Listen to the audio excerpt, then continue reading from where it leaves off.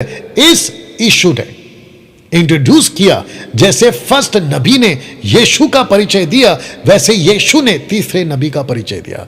और यहां एंट्री होती है उन भविष्यवक्ताओं की जिनकी गिनती तीसरे में आती है, जिसकी शुरुआत हो चुकी थी पेंतिकोस्त के दिन। आइए वचन को पढ़ते हैं, यूहन्ना का 20:21 में यीशु ने फिर उनसे कहा, तुम्हें शांति मिले।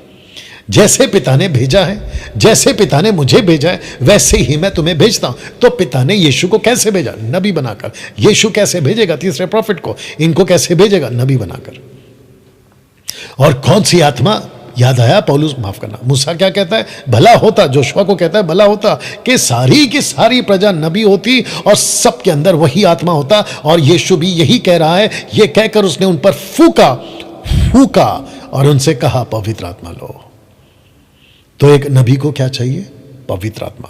एक नबी को क्या चाहिए? परमेश्वर का वचन। लेकिन परमेश्वर को क्या चाहिए नबी का? उसका मुंह। तो 3 नबी और 3 मुंह और परमेश्वर की बातें आगे रखूंगा ना। ये कब पूरा हुआ? यहां हुआ एक्ट चैप्टर 2 में वर्स 4 में। वे सब पवित्र आत्मा से भर गए। जिस प्रकार आत्मा ने उन्हें बोलने की सामर्थ्य, वे अन्य अन्य भाषा बोलने लगे। इसको कहते हैं कि परमेश्वर को पहले नबी बनाना था और उसने अपने चेलों को नबी बनाया, और नबी बनाने के बाद उनका मुंह ले लिया, अपनी जबान उनका ले ली और उनसे कहा कि मुझे तुम्हारा मुंह चाहिए, मुझे तुम्हारी जबान चाहिए, और मैं तुम्हारी जबान पर अपने प्रचार डालूंगा और तुम प्रचार करोगे। उसके बावजूद कि तुमको वो भाषा नहीं तुमने कभी सीखी, लेकिन तुम पार्थी, मेदी, एलामी, मेसोपोटामिया, यहूदिया, कप्पदूकिया, पेंतुस, आसिया, फुग्रिया, पंफुलिया, मिस्र, लीबिया देशों के रोमी, यहूदी मत धारण करने वाले, क्रेती, अरबी, टोटल 18 कंट्री से या 18 जगह से लोग आए थे। उनकी भाषा में तुम भविष्यवाणियां करोगे। आपको मैं फिर से बता दूं कि यहां अन्य भाषा पे जोर मत दीजिए, यहां भविष्यवाणी पे जोर दीजिए। मैं आपको प्रूफ करूंगा अभी। परंतु यह बात वो है, दूसरा पत्रस 16 पत्रस कहता है, परंतु बात यह है कि योएल भविष्यवक्ता के द्वारा कही गई है कि परमेश्वर कहता है कि अंत के दिनों में ऐसा होगा कि मैं अपनी आत्मा सब मनुष्य पर डालूंगा, और तुम्हारे बेटे तुम्हारी बेटियां भविष्यवाणी करेंगे, और तुम्हारे जवान दर्शन देखेंगे, तुम्हारे पुण्य स्वप्न देखेंगे। वचन 18 पे फोकस करिएगा। वरन मैं अपने दासियों पर भी उन दिनों में अपनी आत्मा उंडेलूंगा और वे भविष्यवाणी करेंगे। तो यहां पर अन्य भाषा पे जोर मत दो, यहां पे भविष्यवाणी पे जोर दो। तो 120 क्या कर रहे थे? दूसरों की भाषा में भविष्यवाणी कर रहे थे।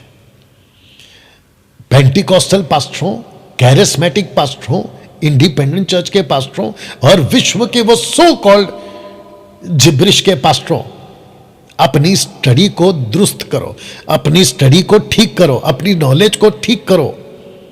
तुम लोगों की बकवास के चलते एक गलत चीज मसीह की देह में लूसीफर घुसाने में कामयाब हो गया, जिसको तुमको अफसोस तक नहीं है। और उल्टा मुझे कहते हो कि डैनियल राज गलत सिखा रहा है। तो मैं ओपन चैलेंज दे चुका हूं कईयों को, लेकिन वो सामने आते ही नहीं है, लेकिन पीठ पीछे भौंकते रहते हैं। तो मैं वापस चैलेंज दे रहा हूं, मुझे ये ठीक करके बताओ कि यहां रबा रबा शबा शबा लबा लबा कहां है? पहली बात, यहां कहां है? और इसको कोट कर रहा है कि ये प्रोफेसी कर रहे हैं। आप वचन को पढ़ लीजिए, ये प्रोफेसी कर रहे हैं। और पत्रस जब बोल रहा है पार्थी, मेदी, एलामी, इन सब की भाषा 120 जैसा जैसा बोल रहे थे, क्योंकि लिखा है कि जिस प्रकार आत्मा ने उन्हें बोलने की सामर्थ्य दी, वे अन्य अन्य भाषा बोलने लगे। तो जिसको जो भाषा आती थी वो उसको समझता था। इसका प्रूफ क्या है? इसका प्रूफ है एक्ट चैप्टर 2 वर्स के 14 में कि पतरस ने जब अपना मुंह खोला तो उसने उनको कहा जो उनकी बुराई कर रहे थे, और उन सभी लोगों को जिनका 3000 का उद्धार हो गया था, उनको कहा, क्योंकि उन्होंने पूछा एक्ट चैप्टर 2 वर्स 37 में कि अब पतरस हम क्या करें? कौन सी भाषा में पूछा?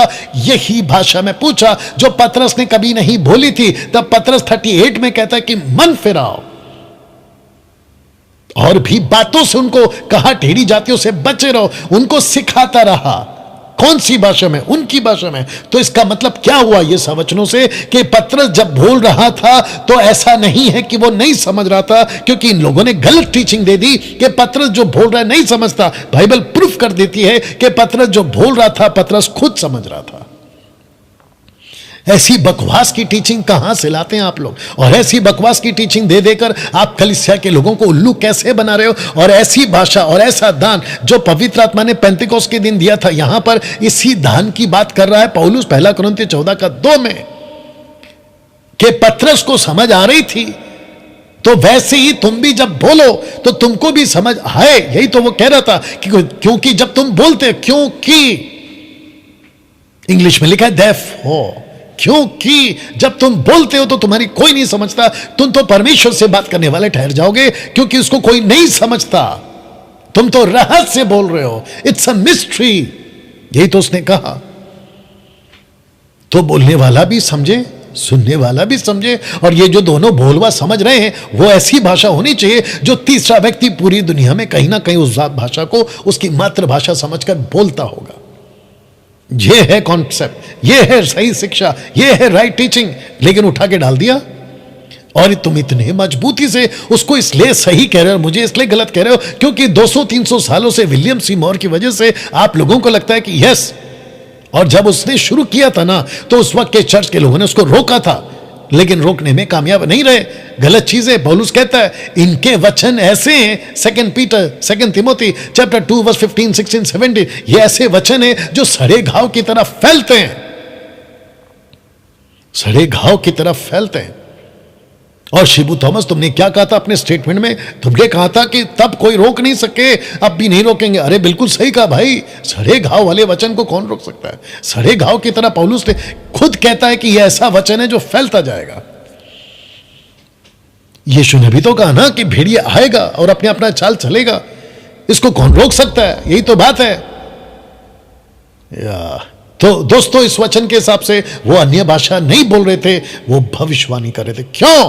क्योंकि पहला नबी मूसा, दूसरा नबी यीशु और तीसरा नबी है आप और मैं। और ये तीनों नबी की बात पुख्ता और भी करूंगा।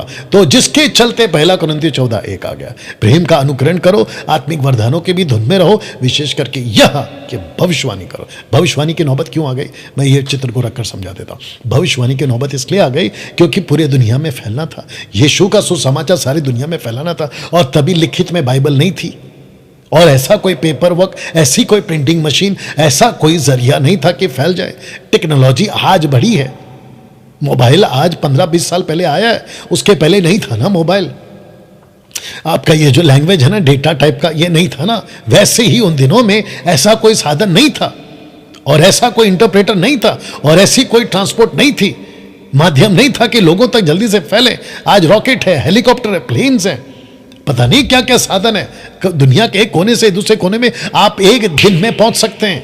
ऐसी टेक्नोलॉजी और ऐसा तरक्की और ऐसी आधुनिक दुनिया में आज हम जी रहे, लेकिन तब नहीं था। तब परमेश्वर ने कहा था कि मैं अलौकिक तौर पे तुम लोगों से प्रोफेसी कराऊंगा, जिसको कहते हैं प्रोफेटोस, फोर्थ टेलिंग। परमेश्वर से वचन को पाना, उसको परमेश्वर का वचन सुनाना। इसलिए नबी को अपना मुंह परमेश्वर को दे देना। यही तो हुआ था यहां पर पेंतिकोस्त के दिन, यही तो हुआ था कि तुम सब नबी हो, क्योंकि इसका चर्चा परमेश्वर यहां पे करता है कि जैसा मुझे पिता ने भेजा वैसे मैं तुमको भेजता हूं, और उनको भेजा था, लेकिन उनका मुंह परमेश्वर को चाहिए, और इस वचन के मुताबिक परमेश्वर यहां पे उनसे भविष्यवाणी करवाता है। ये पतरस का स्टेटमेंट है, और यहां पे कहता है कि मैं चाहता हूं कि पौलुस कहता है ज्यादा से ज्यादा तुम प्रॉफिट बनो, ज्यादा से ज्यादा तुम प्रोफेसी करो। तो यीशु मसीह को अपने प्रॉफिट क्यों चाहिए थे? क्योंकि लिखित में तभी बाइबल नहीं थी, तभी कोई ऐसा पन्ना नहीं बना था, प्रिंटिंग मशीन ही नहीं थी, तो बनेगा कहां से? वाह। अब दोस्तों,